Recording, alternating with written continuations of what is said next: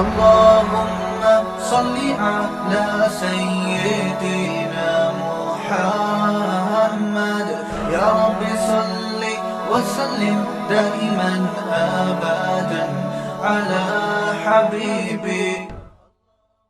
جب جنتی جنت میں چلے جائیں گے اور اہل جہنم جہنم میں چلے جائیں گے تو اللہ تعالیٰ تو اہل جنت اہل جہنم سے بات کریں گے اور کہیں گے قد وجدنا ما وعدنا ربنا حقا، دیکھو ہمارے رب نے ہم سے جو وعدے کیے تھے ہم نے ان وعدوں کو سچا پایا.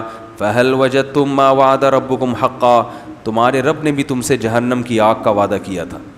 تمہارے رب نے تم سے کہا تھا شرک کرو گے تو سزا ملے گی، زنا کرو گے تو سزا ملے گی، نمازیں ضائع کرو گے تو سزا ملے گی، شراب پیو گے تو سزا ملے گی، والدین کی نافرمانی کرو گے تو سزا ملے گی، معاملات میں صاف نہیں ہوگے تو بولو بھائی سزا ملے گی. تو کیا تم سے جو تمہارے رب نے وعدہ کیا تھا وہ وعدہ تم نے سچا پایا؟ قالوا نعم، وہ کہیں گے ہاں ہم اس وعدے کو مذاق سمجھا کرتے تھے مگر آج وہ وعدہ ہم اپنی آنکھوں سے دیکھ رہے ہیں. اللہ فرماتے ہیں یہ وہ لوگ ہیں جنہوں نے اپنے دین کو کھیل اور تماشا، دین کہتے ہیں طریقہ حیات، جو ان کا طریقہ حیات تھا وہ لہو و لعب. لہو و لعب کسے کہتے ہیں؟ کھیل تماشا. آپ نے دیکھا ہوگا جو مذہب کو فالو نہیں کرتے نا جو لوگ، ان کی زندگی کا مقصد کیا ہے آپ ان سے پوچھیں، وہ کہتے ہیں لائف کو انجوائے کرو.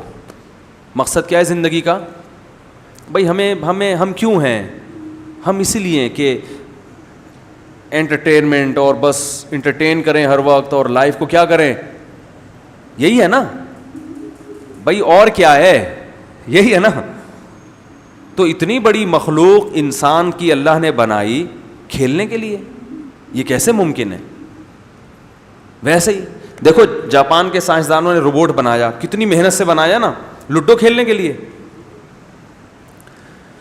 بولو نا، فٹ بال کھیلنے کے لیے. اب کوئی جاپان کے سائنسدانوں سے پوچھے تم نے اتنی محنت کی، اتنے بڑے بڑے سائنسدان بیٹھے اور یہ ایسی خوبصورت مشین تم نے بنا لی، یہ کیا کرے گی؟ انہوں نے کہا ایسی ایک اور مشین بنے گی اور دونوں فٹ بال کھیلیں گے.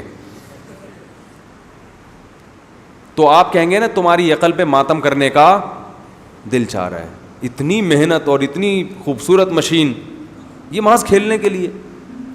تو وہ بتائے گا نہیں کھیلنے کے لیے، اس سے بہت سارے کام لیے جاتے. روبوٹ بڑی قیمتی چیز ہے، کام کی چیز ہے. تو خدا کی قسم روبوٹ میں وہ ٹیکنک استعمال نہیں ہوئی ہے جو روبوٹ بنانے والے انسان میں استعمال ہوئی ہے. انسان بنا نہیں ہے، بنایا گیا ہے. وہ ڈاروین کی میں کھچائی کرتا رہتا ہوں نا. میں آج بیٹھا بیٹھا وہ جو قرآن پہ تلاوت کر رہا تھا نا یہ یاد کرنے کے لیے، تو وہ بتوں کی بات آئی تو میرے ذہن میں ایک خیال پیدا ہوا کہ وہ قرآن بار بار کہہ رہے ہیں ان بتوں کو تم اپنے ہاتھوں سے بناتے ہو، اپنے ہاتھوں سے بناتے ہو. ایک خیال آیا کہ یہ جو بت ہے نا جو بے جان انسان کی طرح ہوتا ہے لیکن ہوتا بے جان ہے، یہ خود سے بن سکتا ہے؟ اس کے بارے میں کوئی سائنسدان کیوں پیدا نہیں ہوا کہ جس نے یہ کہا ہو کہ کروڑوں اربوں سال گزرے اور ایک مٹی کا پتلا وجود میں آ گیا. لیکن اگر یہ مٹی کا پتلا اس میں جان بھی پڑ جائے، یہ جو آنکھیں اس کی لگی ہوئی ہیں اس سے دیکھتا بھی ہو، یہ جو ناک اس بت کے لگی ہوئی ہے اس سے سونگھنا بھی شروع کر دے، اور یہ جو کان اس کے لگے ہوئے ہیں اس سے سننا بھی شروع کر دے، اور یہ جو بت کے زبان ہے جس کو قرآن کہتا ہے یہ بول نہیں سکتے یہ بولنا بھی شروع کر دے، اور یہ کھانا اور ہضم اور پھر یہ ہنسنا اور رونا اور یہ سارا پروسیس اور ذہانت شروع ہو جائے، تو کیا اس چلتے پھرتے بت کے بارے میں یہ کہنا ممکن ہوگا کہ یہ کروڑوں سال پروسیس سے گزرنے کے بعد خود سے وجود میں آ گیا ہے؟ بہت مشکل ہے یار، بہت مشکل ہے. یہ ہماری جو لمس یونیورسٹی ہے نا اس میں یہی پڑھایا جا رہا ہے کہ انسان، اور یہ سارے پڑھ پڑھ کے کیا ہو رہے ہیں؟ کافر ہو رہے ہیں. اپنے بنانے والے کا انکار. ان سے کوئی پوچھے کہ یہ پتھر کے بنے ہوئے بت کروڑوں سال بعد بھی خود سے وجود میں نہیں آئے، تو یہ چلتے پھرتے بت، یہ چلتے پھرتے بت جو سونگتا بھی ہے، دیکھتا بھی ہے، سوچتا بھی ہے، ہنستا بھی ہے، اس میں فیلنگ ہے، اس کے جذبات ہیں، اور بڑا ذہین ہے جو کروڑوں بتوں کو بنا رہا ہے، یہ بت اتفاق سے وجود میں آ گیا, بندر سے ترقی کرتے کرتے ایسا اتفاق سے ہو کے آ گیا. خدا کی قسم دنیا میں اس سے بڑی حماقت اور پاگل پنے کی بات آج تک کسی نے نہیں کی ہوگی. اب سوال پیدا ہوتا ہے اتنے بڑے بڑے ذہین سائنسدان ایسی حماقت کی بات کر کیسے دیتے ہیں؟ اس کا قرآن جواب دیتا ہے کہ آخرت پر ایمان نہیں ہے. ان کو پتہ نہیں ہوتا کتنی کڑوی بات اپنی زبان سے نکال رہے ہیں, جس کی سزا ان کو ملے گی اور جس کا ان کو قیامت کے دن جواب دینا پڑے گا. جب جواب دہی کا تصور نہیں ہوتا, انسان وہ بات تو لوگوں کے سامنے کرتے ہوئے ڈرتا ہے جس پر لوگوں کی طرف سے ری ایکشن ہو. اس میں تو 100 دفعہ سوچ کے کوئی نظریہ اور تھیوری پیش کرے گا انسان. لیکن خدا کا چونکہ خوف نہیں ہے, آخرت پر ایمان نہیں ہے, تو خدا کے بارے میں جو چاہے کہہ دو. تو اللہ تعالیٰ فرماتے ہیں کہ یہ کافر جہنم کی آگ میں جلیں گے. تو اہل جنت کہیں گے کہ ہم سے ہمارے رب نے جو وعدہ کیا تھا ہم نے پورا پایا, کیا تم سے جو وعدہ کیا گیا تھا وہ پورا ہوا؟ وہ کہیں گے نعم, ہاں ہم نے بھی اپنی آنکھوں سے یہ عذاب دیکھ لیا ہے. اور اللہ فرمائیں گے یہ وہ لوگ تھے جنہوں نے اپنی زندگی کے مقصد کو کھیل اور تماشا, جیسے روبوٹ محض فٹ بال کھیلنے کے لیے نہیں ہوتا, ایسے ہی خالق کائنات نے اتنی خوبصورت مخلوق محض انٹرٹینمنٹ کے لیے پیدا نہیں کی. اس کا بھی ایک مقصد ہے, وہ مقصد قرآن بار بار بیان کرتا ہے, آزمائش. کون میرا شکر گزار بنتا ہے, بن دیکھے ایمان لاتا ہے, اور کون میری نافرمانی کرتا ہے. اور دنیا میں جو آزمائش ایسی ہو کہ اس امتحان کے بعد رزلٹ ہی نہ نکلتا ہو, اس سے بیکار امتحان دنیا میں کوئی, وہ امتحان لینے والا پاگل ہوتا ہے. تو اللہ نے اگر ہمیں آزمائش کے لیے پیدا کیا تو ہم دیکھتے ہیں اس دنیا میں نتیجہ بولو بھائی نہیں نکلتا. یہاں تو ظالم ترقی کرتا ہے اور مظلوم پستا چلا جاتا ہے. جو قتل کرنے والا وہ بازاروں میں گھوم رہا ہوتا ہے, اور جو بے گناہ ہوتے ہیں ان پہ قتل کا کیس بن کے وہ اندر. سچے لوگوں پہ تہمتیں لگتی ہیں, وہ مجرم نہ ہونے کے باوجود بدنام ہو جاتے ہیں, اور جو اصل مجرم ہوتے ہیں ان پہ وہ متقی اور پرہیزگاری کے روپ میں گھوم رہے ہوتے ہیں. یہ تو بڑا 2 نمبری ہے اس دنیا میں. صاف پتہ چلتا ہے کہ وہ امتحان کا رزلٹ اس دنیا میں اناؤنس نہیں ہوتا, اس کے لیے اللہ نے الگ جہان رکھا ہے, الگ جہان رکھا ہے. تو جو بھی اس بات کو نہیں مانتے وہ اپنی دنیا کے مقصد کو صرف کھیل اور تماشا بناتے ہیں. تو قرآن کہتا ہے یہ جب جہنم کی آگ میں جلیں گے تو ان سے کہا جائے گا الذین اتخذوا دینہم لہوا ولعبا, یہ وہ لوگ ہیں جنہوں نے اپنے دین کو کھیل اور تماشا بنا لیا تھا. اور اس میں وہ لوگ بھی داخل ہیں جو مذہب کو فالو کرتے ہیں مگر انہوں نے اپنے مذہب کو, جو جس کو اسلام کہا جاتا ہے برحق مذہب, اس اسلام کو کھیل اور تماشا بنا لیا, وہ لوگ بھی اس میں داخل ہیں. آج دیکھیں نا, مذہب کے ان چیزوں کو فالو کیا جاتا ہے جن کا تعلق انٹرٹینمنٹ سے ہے. مذہب کے نام پہ قوالیاں ہو رہی ہیں, ناچ رہے ہیں, ڈھم ڈھم, نبی کی محبت میں کیا کر رہے ہیں. آپ مزاروں پہ جا کے دیکھیں, قوال بیٹھا ہوگا منہ میں پان رکھ کے, بڑے بڑے سے بال ہوں گے, اور وہ جھوم رہا ہوگا ڈھم ڈھماڈم ڈھم ڈھمام, ادھر ناچ گانے چل رہے ہوں گے. گناہ بھی ہو رہا ہے اور لیبل کیا لگایا جا رہا ہے, نبی کی, بولو بھائی. تو یہ بھی دین کو کھیل, اور اس کے لیے پیغمبروں کو اللہ نے بھیجا ہے, ان چرسیوں کے لیے بھیجا اللہ نے پیغمبروں کو, ان چیزوں کو پروموٹ, بھنگ پی کے اور چرس پی کے لگے ہوئے ہیں سارے, اور دھمال آ رہا ہے. وہ دیکھا ہوگا آپ نے یوٹیوب پہ کرنٹ والے بابا, وہ پڑھ رہے ہیں, کوئی بندہ آتا ہے اس کو یوں لگایا, وہ گھومتا ہے. یہ کون سا بابا ہے بھائی؟ کیا پیغمبروں کی تعلیمات ان حماقتوں کے لیے تھیں, ان ناچنے والے لوگوں کے لیے ہیں؟ یہ چیزیں پیغمبر پروموٹ کر کے گئے ہیں دنیا میں. اللہ نے اس کے لیے پیغمبروں پہ پتھراؤ ہوا ہے, ان کے خون جوتوں سے بھرے ہیں, وہ اس چیز کے لیے ہوا ہے یہ سب کچھ. فلانے بابا وہ آ رہا ہے تو کرنٹ لگ رہا ہے, وہ بابے آ کے سر تو وہ بابا کا ہاتھ چومتے ہیں تو وہ کلابازیاں کھاتا ہے. سب کو چترول لگاؤ ایک دفعہ تمیز سے, سب سیٹ ہو جائیں گے. مزاروں پہ جا کے دیکھو, دیگوں پہ دیگیں, لنگروں پہ لنگر, اور قوالیاں چل رہی ہیں, اور بے پردہ عورتیں بھی آ رہی ہیں, اور وہ جن چڑیل, کوئی جن اتارنے مزار پہ جا رہا ہے, کوئی بھوت, اور جتنے لوگ مزاروں پہ جاتے ہیں انہی پہ جن چڑیل بھوت چمٹتے ہیں. ایک صاحب مجھے کہنے لگے میں جب جن چڑھتا ہے تو میں مزار پہ جاتا ہوں, جن اتر جاتا ہے. میں نے کہا تم پہ چڑھتا ہی اس لیے ہے کہ اس کو پتہ ہے کہ یہ کہاں جائے گا, مزار پہ, اور وہ وقتی طور پر اتر جاتا ہے. میں نے کہا یہ بابا نہیں اتار رہے, جن. کہہ رہے کیوں؟ بلکہ ایک صاحب کا تو فون آیا, ان کو فالج ہوا تھا بیچاروں کو, اللہ ان کو شفا عطا فرمائے, آدھا دھڑ ان کا مفلوج, علاج کر کر کے تھک گئے. تو ان کو کسی نے کہا بتایا کہ فلاں مزار پہ جانا تو وہ وہاں سے تمہارا دھڑ ٹھیک ہو جائے گا. میں نے کہا دیکھو وہ جو بھی بابا تھے, جو بھی نیک آدمی ہوں گے, اللہ ان کی مغفرت فرمائے, جب ان کا انتقال ہوا تھا تو ان کے دونوں دھڑ کیا ہو گئے تھے؟ مفلوج. انتقال میں یہی ہوتا ہے نا, نہ ادھر کا دھڑ کام کر رہے ہیں نہ ادھر کا.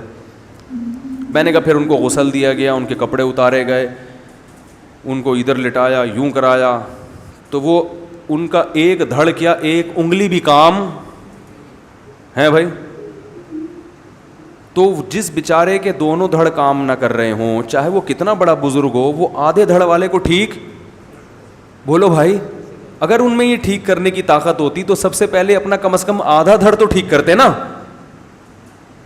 کمال ہے جس کا آدھا دھڑ خراب ہے وہ ایسے کے پاس جا رہے جس کے دونوں دھڑ کام, دھڑ سمجھتے ہیں نا آدھا پورشن جس باڈی کا. تو ان کی سمجھ میں آیا الحمدللہ وہ حاجات پوری کروانے کے لیے مزار نہیں ہیں, اس کے لیے مسجدیں ہیں, اللہ کے گھر ہیں. اللہ کے گھر میں یہاں دعا مانگو, اور تگڑی دعا مانگنی ہے تو بیت اللہ پہنچ جاؤ, سیدھا اللہ کے اصل اوریجنل گھر. یہ بھی اوریجنل گھر ہے, وہ بالکل مرکز ہے, وہ تمام گھروں کا سر. بیت اللہ میں جا کے دعائیں مانگو, غلاف پکڑ کے دعائیں مانگو, اور ملتزم سے چمٹ کے دعائیں مانگو. ہمارے نبی صلی اللہ علیہ وسلم نے ملتزم سے چمٹ کے دعائیں مانگی ہیں. وہ ایک ہمارے ساتھ ایک مولوی صاحب تھے, وہ کہہ رہے ایک دیہاتی آیا, میں نے وہاں ملتزم پہ دیکھا وہ چمٹ کے نا ملتزم دعا مانگ رہا ہے. وہ بیچارہ سیدھا سادہ دیہاتی, پھر مجھے آ کے بتا رہا ہے, کہہ رہے آج تو ہم نے اللہ کا گریبان پکڑ کے دعا مانگی ہے آج تو ہم نے اللہ کا گریبان پکڑ کے بولا ہے کہ میرا یہ کام کر دے. وہ سیدھا سادہ آدمی تھا بیچارہ, اس کو نہیں پتا. جیسے ہم بالکل کسی کا گریبان پکڑ لیتے نا, بھائی یہ کام کر, کہہ رہے آج تو ہم نے اللہ کا گریبان پکڑ کے بولا ہے کہ اللہ میرا یہ کام کر دے. تو وہ بیچارے کی اپنی تعبیر تھی, کوئی ہوتا تو فوراً گستاخ کا فتویٰ لگا دیتا اس کے اوپر. وہ جیسی اس سیدھا دیہاتی ویسی اس کی زبان, جو اس کے جذبات تھے وہ اسی الفاظ میں اس نے اس کو بتایا. تو حقیقت یہی ہے کہ جو ملتزم پہ کھڑے ہو کر جب بیت اللہ کی چادر کو پکڑ کے اور رخسار وہاں رکھ کے دعا مانگتے ہیں تو یہ ایسے ہے جیسے اللہ سے لپٹ کے دعا مانگ. تو یہ ہے مسجد میں آؤ, گھر میں رات کو اٹھ کے اللہ سے دعا مانگو. مزار پہ اگر جا رہے ہو تو ان بزرگ کے لیے دعا مانگنے کے لیے, سمجھ میں آ رہی ہے بات, کہ بڑے بزرگ تھے ان کی قبر پہ گئے تو ان کے لیے دعا مانگو کہ اللہ ان کے درجات اور زیادہ بلند کر دے. بس اس کے علاوہ کچھ بھی نہیں ہے. اس سے آگے بڑھو گے تو کیا ہو جائے گی؟ بدعت, ناجائز.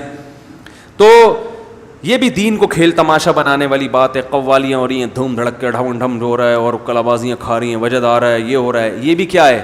تماشا, ڈانس ہو رہا ہے نبی کی محبت میں. ہم تو دیکھتے ہیں اب تو باقاعدہ نعتوں پہ کیا چل رہا ہے. میں نے وہاں دیکھا وہ سمندر کے کنارے کچھ لڑکے کیا کر رہے ہیں, ایک نعت چل رہی ہے اور ڈانس کر رہے ہیں. یہ بھی دین کو کیا ہے, یہ دین کے ساتھ کیا ہے یہ. اور نعتوں کے اسٹائل بھی اسی قسم کے آ رہے ہیں. نعت میں ایک وقار ہونا چاہیے, ایک نور ہونا چاہیے. نعت پڑھنے کا انداز ایسا جیسے کوئی فلم کا گانا ہو. تو یہ نعت کے ساتھ مذاق ہے یا نہیں ہے؟ ایسے اسٹائل میں نعتیں کہ لوگ تھرکنا شروع, ناچنا شروع, کلابازیاں کھا رہے ہیں.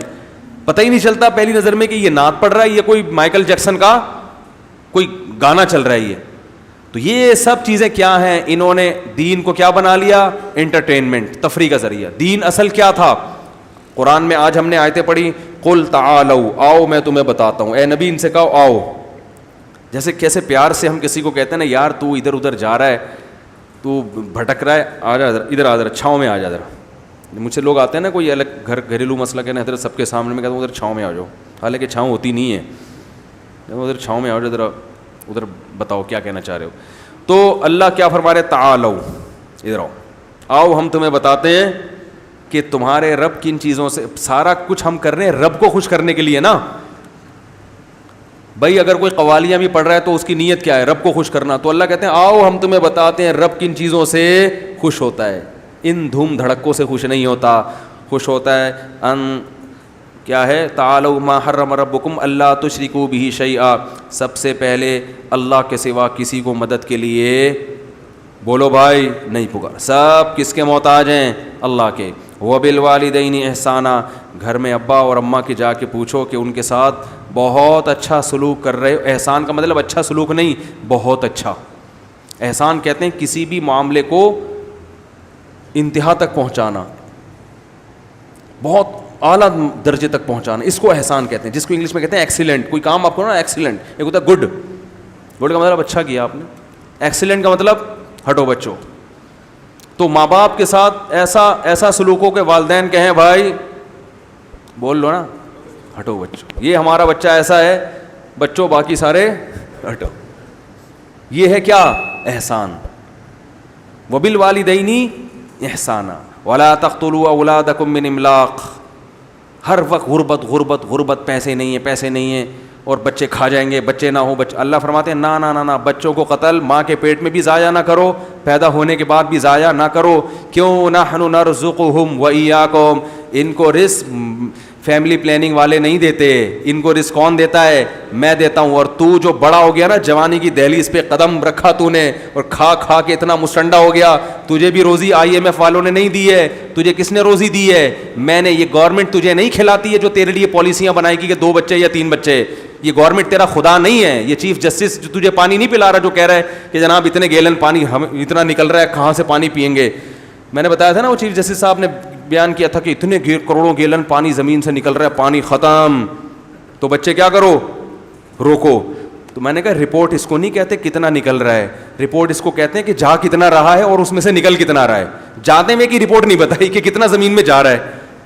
یہ تو حالات ہیں ان لوگ, اور کہتے ہیں پڑھے لکھے ہیں, اور پھر صبح شام مولویوں پہ طنز کے. ان مولویوں کو آتا کیا ہے؟ مولویوں کے پاس اللہ کا شکر ہے سینس الحمدللہ.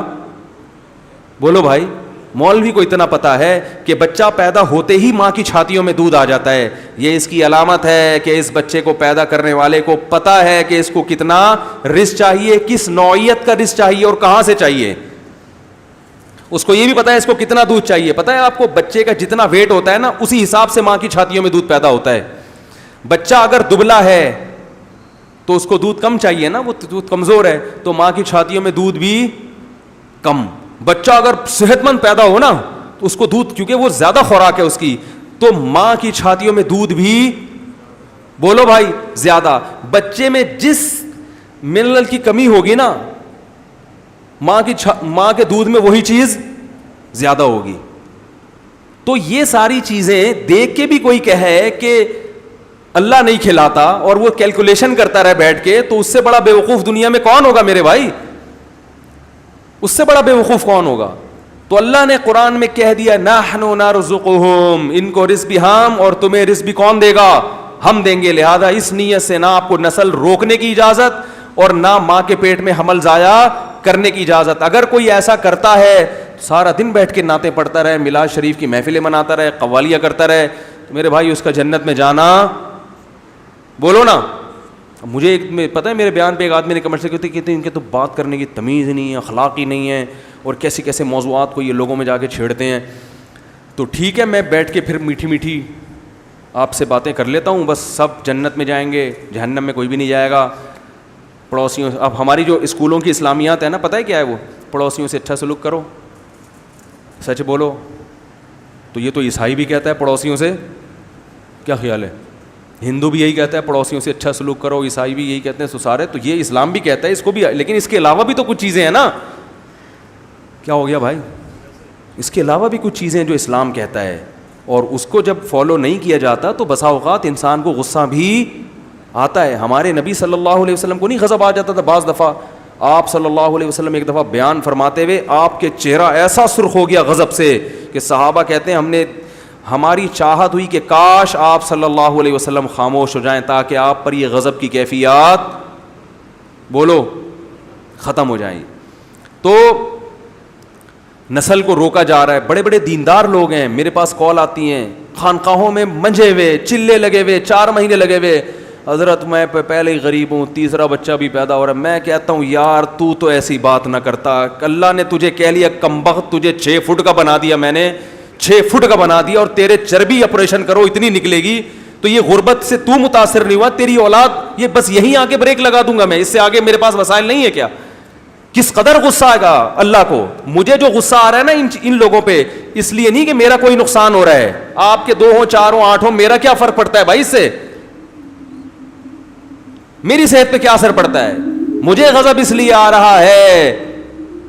رہا ہے یہ سوچ کے کہ اللہ کو آپ پر کتنا غضب آتا ہوگا. اور اللہ کو یہ ایسے ہی ہے جیسے باپ جو ہے نا, باپ بڑا سیٹ تھا, بڑا کھلانے پلانے والا اور بڑا ٹھیک ٹھاک, اس نے وہ سیٹ ہے, ساری دنیا پتہ اس سے بڑا سیٹ دنیا میں پیدا ہوا ہی نہیں. اب اس نے اپنے بیٹے سے کہا, بیٹا یہ دکان میں جتنی چیزیں بھری ہوئی ہیں تو کوئی بھی کھلونا اٹھا لے.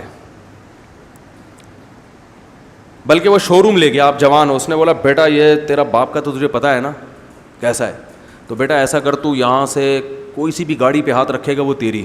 آپ نے FX پہ جا کے ہاتھ رکھا. ابا کہہ رہے یہ کیوں؟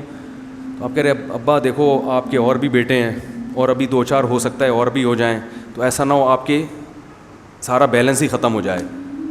تو اگر غریب ابا ہوگا تو خوش ہوگا, میرا بیٹا کتنا کفایت یار. اگر وہ سیٹ عابد جیسا ہوگا کہے گا, یار تو نے تو میری ایسی کی تیسی کر دی یار, ہیں تو نے تو میری ناک کٹوا دی معاشرے میں یار. کیا ہو جائے گا, 2-4 اور ہو گئے تیرے بھائی, کیا ہو جائے گا. تو کم وقت تو یہ تو بتا کہ تو سیٹ عابد کا بیٹا ہے. تجھے میں نے کہا تھا جو گاڑی تجھے شو روم پہ چاہیے ہاتھ رکھ, اور تو FX رکشہ اٹھا کے لے آیا. اور پھر کم از کم ویسے ہی کہہ دیتا مجھے رکشہ چلانے کا شوق ہے ابا, میں یہ بھی تو بھی ٹھیک تھا. تانا کس کا دے رہے, غربت کا, کہ ابا آپ کی جیب سے پیسے کم نہ ہو جائیں. تو غیرت مند اور سخی اور مالدار باپ کو غصہ آئے گا کہ نہیں آئے گا؟ تو یہی حال فیملی پلاننگ والے کر رہے ہیں ہمارے ساتھ, کہ دوسرے کے بعد تیسرا پیدا کیا تو یہ زمین میں وسائل, بولو بھائی, کم ہو جائیں گے. حالانکہ یہ زمین کس نے بنائی؟ اللہ نے. اور وسائل کس نے رکھے؟ اللہ نے. اور تمام انسانوں کو رزق دینے کا وعدہ بھی کس نے کیا؟ اللہ نے. وما من دابۃ الا علی اللہ, اللہ فرماتے ہیں میرے ذمے ہے, ذمے. پھر اللہ کہہ رہا ہے میں سیٹ ہوں, بلکہ اللہ تو کہہ رہا ہے اڑاؤ, خرچ کرو غریبوں پہ, میں کھلاؤں گا. اور یہ کہہ رہا ہے نہ اپنی اولاد پہ بھی خرچ نہ کرو, غریب تو دور کی بات, اولاد کو بھی کھلایا تو میرے پیسے کم ہو جائیں گے. حالانکہ اولاد تو سب سے پہلے ہے. یہ سوچ ہے غیر مسلم کی, اور یہی ہمارے لبرل لوگوں کی.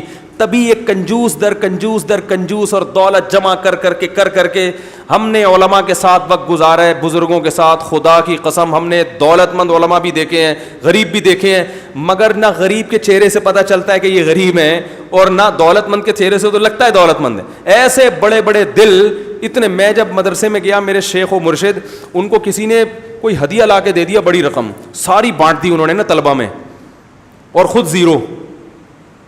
تو جب ہم کو اتنی بڑی عیدی ملی نا, ہم نے کہا اڑے تو ٹائٹ عیدی ہے. میں نے کہا یہ کیوں؟ انہوں نے کہا ویسے ہی. تو پھر وہ ہمارے استاد سے میں نے کہا انہوں نے تو بڑا ہدیہ دے دیا ہم لوگوں کو, یہ سب طلبہ کو بانٹ دیا اتنا. تو میں نے ان کو کہا کہ وہ تو خود اتنے پیسہ نہیں ہے ان کے پاس, انہوں نے اتنی ہمت کیوں کی؟ تو انہوں نے کہا نبی صلی اللہ علیہ وسلم نے فرمایا انفق یا بلال ولا تخش من ذی العرش اقلال, اے بلال خرچ کر اور عرش والے سے غربت کا خوف, بولو بھائی, مت. ایک چھوٹا سا واقعہ سنا کے بات کو ختم کرتا ہوں. علماء کے ساتھ اٹھا بیٹھا کرو, دل بڑا ہوگا. بزرگوں کے ساتھ رہو, ان کی سخاوت کو جب اپنی آنکھوں سے دیکھو گے تو دل کیا ہوگا؟ بڑا. اور انہی لوگوں میں گھسے رہو گے نا جو تمہیں کیلکولیشن کر کے ہر وقت, تو اتنا سا دل ہو جائے گا, ہر وقت کیلکولیٹر ہاتھ میں لے کے بیٹھے رہو گے, اتنے آئے اتنے گئے اتنے رہ گئے, یہ بھی نہ چلے جائیں, یہ بھی نہ چلے. دنیا مسافر خانہ ہے بھائی, کھاؤ پیو موج مستی کرو, مر جاؤ. کب قبر میں تھوڑی لے کے جانا ہے. ہاں اڑاؤ نہیں, ضائع مت کرو, یہ ہم نہیں کہتے ضائع کرو. تو ہمارے استاذ کا واقعہ سنا کے بس بات ختم کرتا ہوں. میرے جو شیخ و مرشد ہیں, ہم نے دیکھو شیخ بھی کس قسم کے پالے ہوئے ہیں, معذرت پالے کا لفظ صحیح نہیں ہے لیکن دیکھ لو پھر بھی. تو لوگ آج کل بزرگ میں پتہ ہے کیا چیز دیکھتے ہیں؟ بس ذکر تسبیحات, ایسا بالکل بیٹھا ہوا ہو, ہل ہی نہ سکے, بس اس طرح کا بزرگ دیکھتے ہیں. تو ہم نے وہ بتا رہے تھے کہ میرا یہ معمول تھا, بہت پرانا واقعہ ہے. وہ کہتے ہیں میرا معمول ہے کہ میں صحیح بخاری اپنے بستر کے ساتھ رکھ کے سوتا ہوں. بعض لوگ صحیح بخاری اس لیے رکھتے ہیں تاکہ کھول کے لوگوں کو فرقہ واریت میں الجھائیں, ٹھیک ہے نا. یہ دیکھو اس میں تو یہ لکھا ہوا ہے امام حنیفہ کی تو یہ رائے ہے, اس میں تو یہ لکھا ہوا ہے فلانے کی تو یہ رائے ہے, تو ایک نئی دکان کھولنے کے لیے. تو وہ انہوں نے صحیح بخاری رکھی ہوئی ہے, کہہ رہے میں نے یہ عزم کیا ہوا ہے کہ جیسے ہی کوئی حدیث سامنے آئے گی تو کم از کم ایک مرتبہ اس پر عمل لازمی کروں گا. تو کہتے ہیں میں نے جب صبح اٹھ کے حدیث کھولی تو اس میں لکھا ہوا تھا کہ جو چاہتا ہے کہ اللہ اس کی عمر میں برکت دے، اسے چاہیے کہ رشتہ داری جوڑے، اسے چاہیے کہ رشتہ داری جوڑے.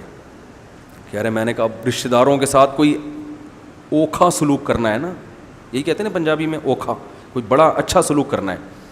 ہم ہوتے تو ہم کہتے آج سب سے سلام دعا کر کے خیریت پوچھو، اچھا سلوک ختم. کیا خیال ہے؟ میں نیت کرتا ہوں اچھا سلوک کرنے کی. فون اٹھایا، بڑے بھائی سے خیریت، اچھا وعلیکم السلام. چھوٹے بھائی سے خیریت، بہن سے خیریت، ابا اماں ٹھیک، چلو آج ہم نے سب سے کیا کر لیا؟ بولو بھائی. یہ ہوتا.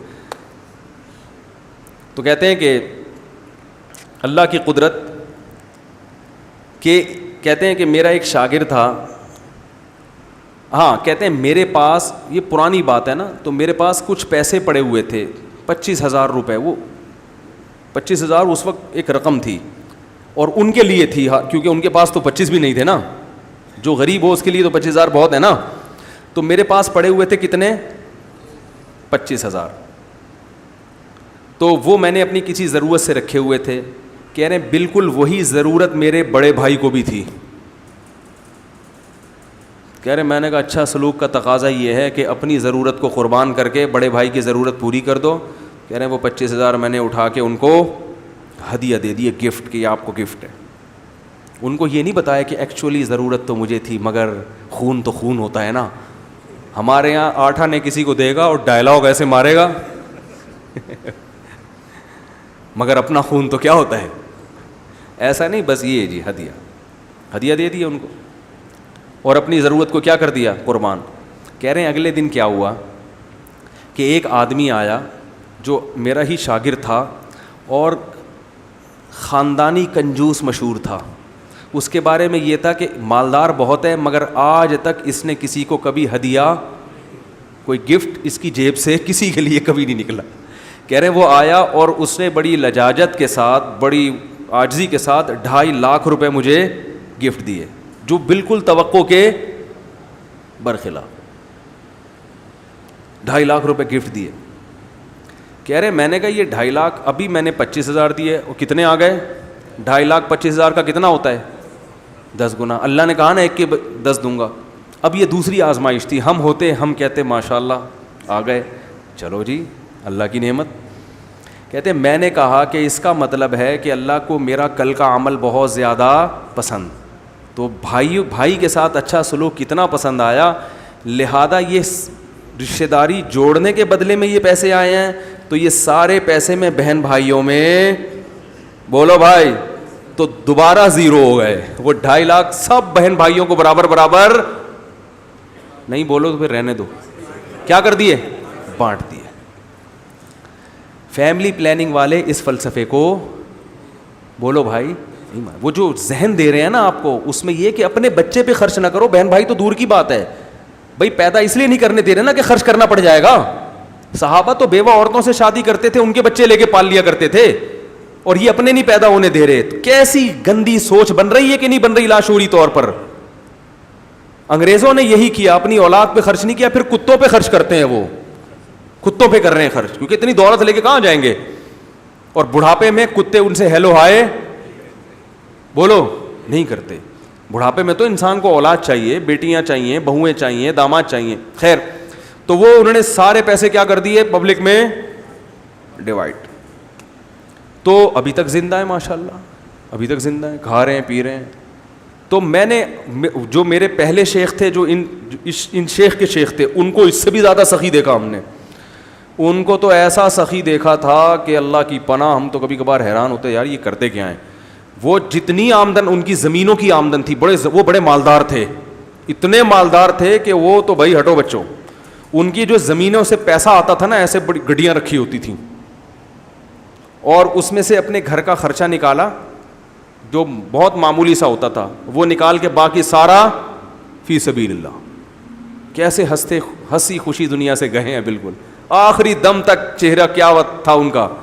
یہ اتنا، میں نہیں کہہ رہا آپ لوگ اتنی سخاوت کا مظاہرہ پلیز نہ کریں، کیونکہ ابھی ایک بیان سنا ہے، جب یہ بخار اترے گا آپ کو، پھر جب جیب میں دیکھیں گے پیسے ہی نہیں ہیں تو پھر میرے سے آ جائیں گے یار وہ سنا ہے کچھ زکوٰۃ وکات بھی ہوتی ہے آپ کے پاس.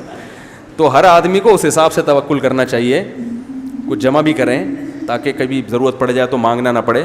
تو لیکن یہ جو ذہن بنایا جا رہا ہے لادین قوتیں, یہ کنجوسی والا ذہن بنا رہی ہیں, اور اللہ کو اوپر والا ہاتھ نیچے والے ہاتھ سے زیادہ محبوب ہے, کیونکہ اللہ سخی ہے. نبی نے فرمایا اللہ سخی ہے, سخاوت کو پسند کرتا ہے, اور سخی آدمی اللہ کے بھی قریب, جنت کے بھی قریب, لوگوں کے بھی قریب. اور نبی نے فرمایا کہ جو کنجوس آدمی ہے وہ اللہ سے بھی دور اور جنت سے بھی دور, جہنم کے قریب اور لوگوں سے بھی دور.